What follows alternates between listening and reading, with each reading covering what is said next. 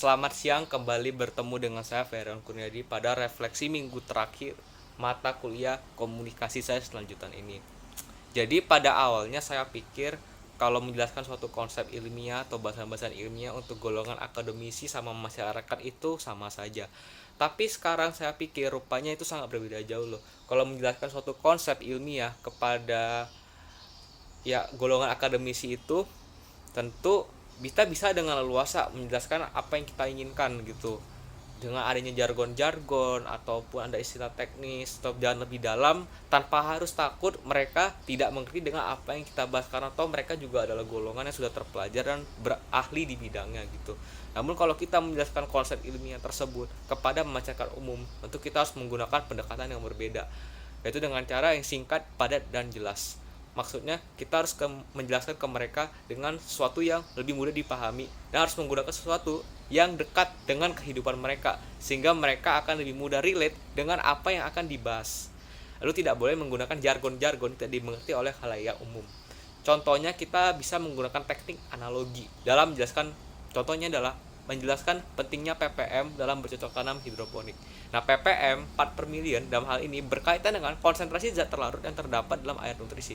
Kalau ppm terlalu tinggi, maka akan menyebabkan tanaman tumbuhnya tidak maksimal.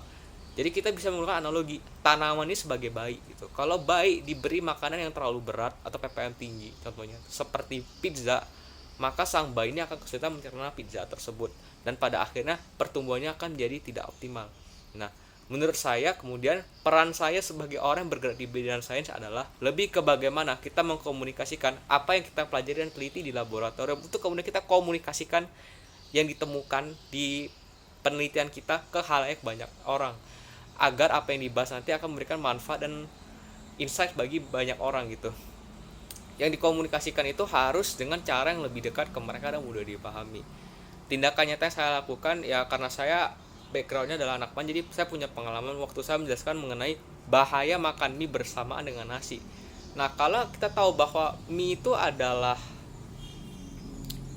karbohidrat yang tinggi, nasi juga karbohidrat tinggi, jadi waktu itu orang tua saya cenderung menggabungkan dua makanan ini menjadi satu, dan setelah itu saya jelaskan kalau kita makan karbohidrat sama karbohidrat berarti lama-lama gula darah akan di dalam tubuh itu akan semakin meningkat sehingga lama-kelamaan kita akan menjadi diabetes gitu dan menjadi obesitas. Nah, sejak saat itu mereka tidak pernah lagi makan mie dan nasi dicampur jadi satu gitu, karena penjelasan mengenai karbohidrat dan karbohidrat yang dicampur jadi satu tadi gitu. Oke, sekian dari saya, terima kasih.